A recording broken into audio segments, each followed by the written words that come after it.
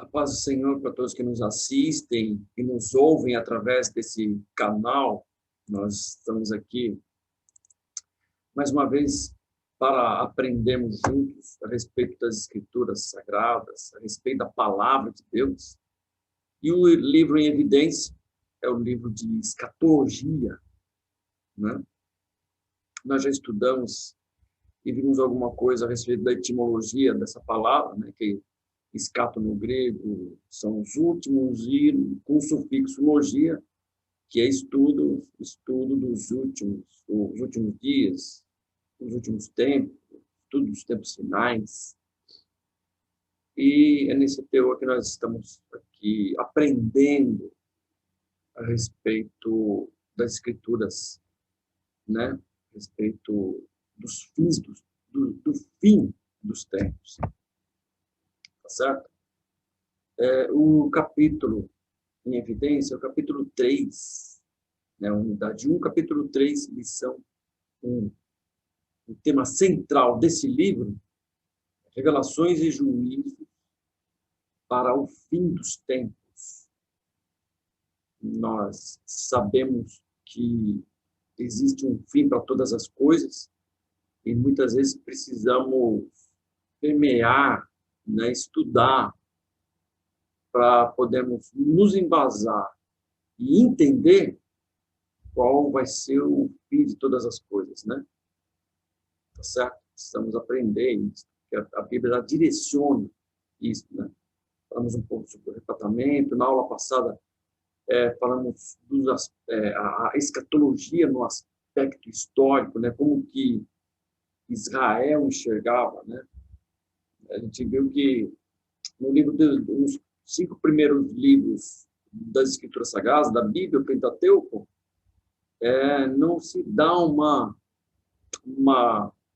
margem, não se dá um parecer, uma evidência a respeito do fim dos tempos, mas evidencia muito a respeito de Cristo, do Messias, né, do Salvador, sempre apontando para Jesus, né?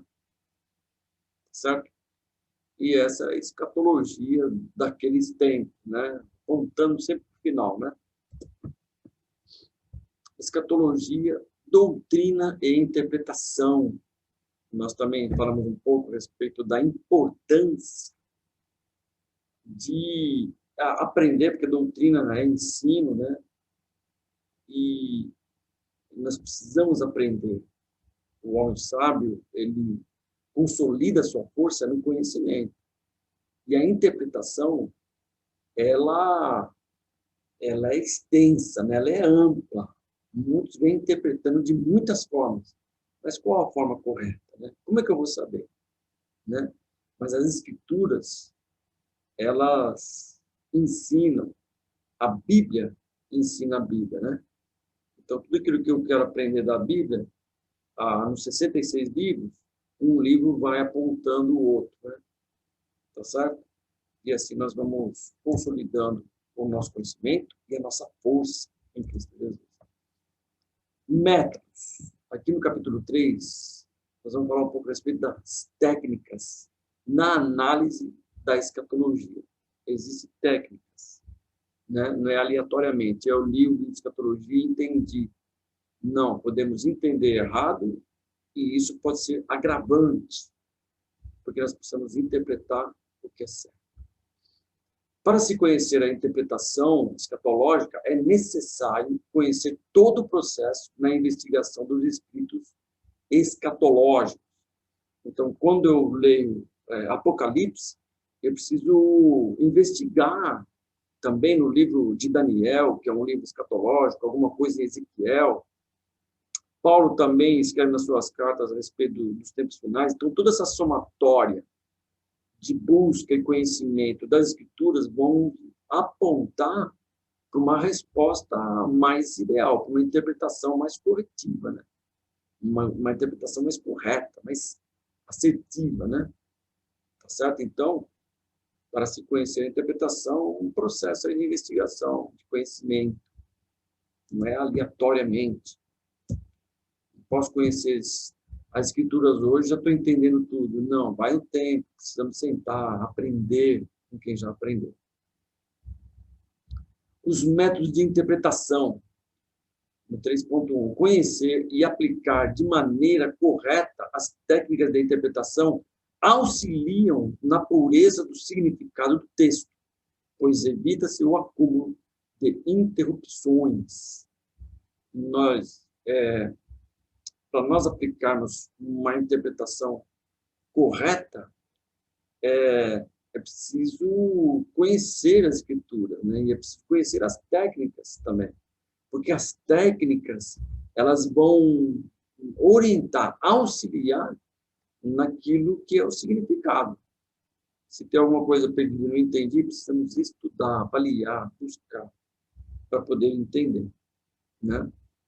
Nós vemos isso na mensagem de Daniel, que fala a respeito das 70 semanas, né? De uma semana. Então, você vê ali uma matemática, se você lê aleatoriamente, se nós lermos, não vamos entender nada, de que semana que ele está falando, do que ele está falando, do que se refere, eu tenho que analisar literalmente ou alegoricamente isso, né? Então, precisa avaliar, para não sair ensinando o que não se deve. Então, uma das técnicas e métodos no 3.1 é a respeito da alegoria, ou método alegórico. O que ele é? Alegoria no grego significa proclamar uma coisa que significa outra. Ou seja, eu estou falando de algo, mas eu estou trazendo uma informação de uma outra coisa, de uma outra realidade, né? Jesus veio falando que, eu sou a porta, eu sou o caminho das ovelhas. Ele está usando uma forma alegórica, né?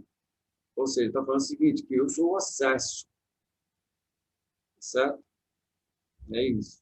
Eu sou o Cordeiro de Deus que tira o pecado do mundo, né? João Batista falou isso.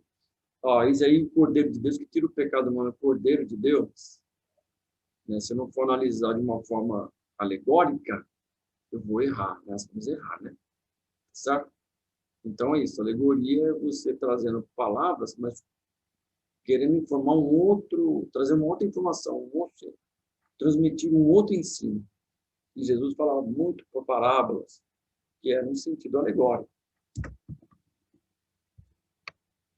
No 3.1 ainda, está aqui em Gálatas 4:24, Paulo ele vai fazer menção de uma aliança, da verdadeira aliança que é do céu, né? E aí ele traz uma alegoria falando do filho da escrava, né? E o filho da promessa, né? Ismael, filho da escrava, Agar, e Isaac, filho de Abraão, né? Tá certo? Filho da promessa. E aí ele faz uma alegoria para falar sobre isso. Aí.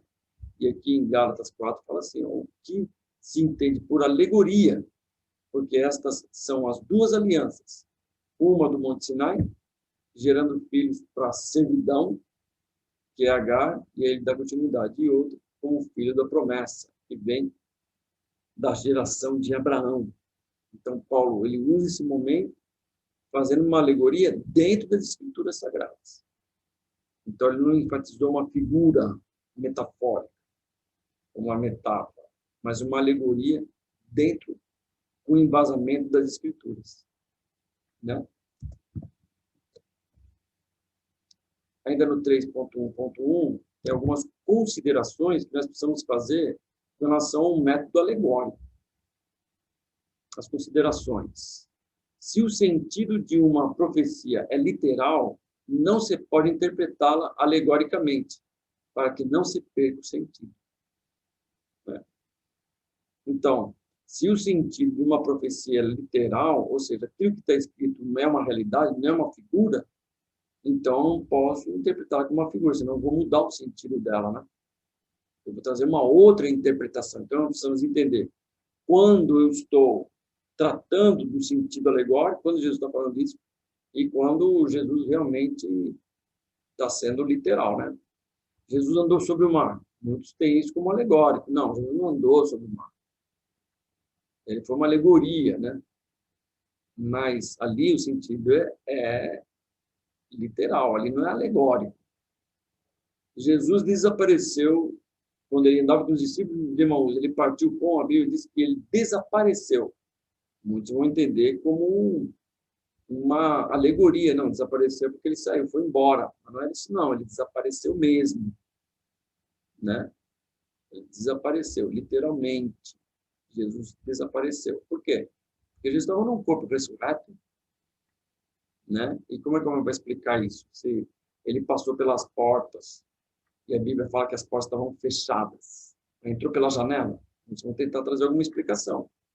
Por quê? Porque a fé dessas pessoas não alcança a realidade da virtude do poder de Deus. Então, Deus pode fazer. Nós precisamos entender quando Deus está fazendo ou quando não. Ou quando Jesus está entrando pela porta mesmo, ou quando ele passou realmente pelas portas fechadas. Certo?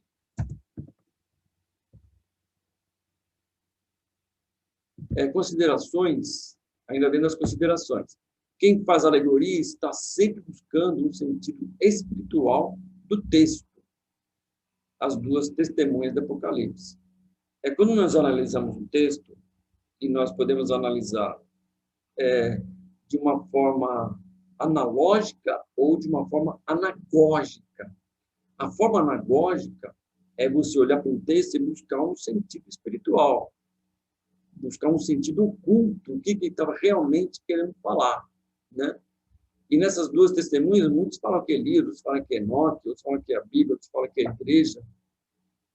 Então, muitas vezes estão especulando e tentando trazer uma informação que não é sólida.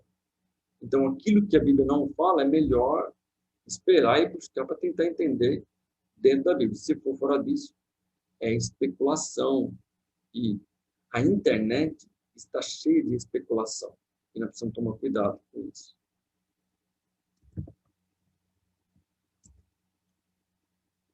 Ainda dentro das considerações, a alegoria desprovida de embasamento bíblico-teológico distorce a real interpretação das escrituras sagradas.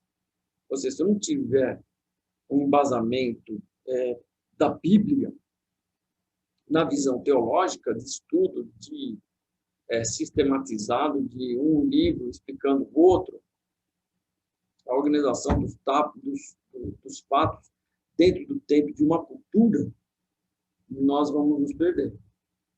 Né? O exemplo são as visões de Ezequiel. Se eu não tiver uma visão, um embasamento teológico, eu não vou nunca entender as visões do livro de Ezequiel, porque são complicadas. São complicadas, assim, de bate-pronto, eu não posso, eu preciso analisar e estudar. Na verdade, com quem já estudou. Né? Porque tem figuras ali que são figuras sem pé e nem cabeça para o nosso entendimento. Né? Mas cada uma delas, Deus vai trazer uma mensagem. Certo? E precisamos analisar isso de uma forma alegórica.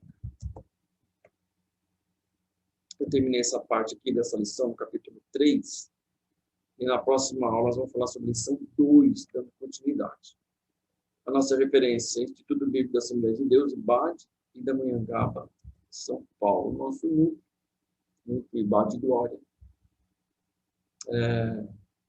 O nosso canal no YouTube é Núcleo IBAD Glória. Né? Se você gostou, dê o seu like, acione, né, o sininho de notificação e se inscreva. Né?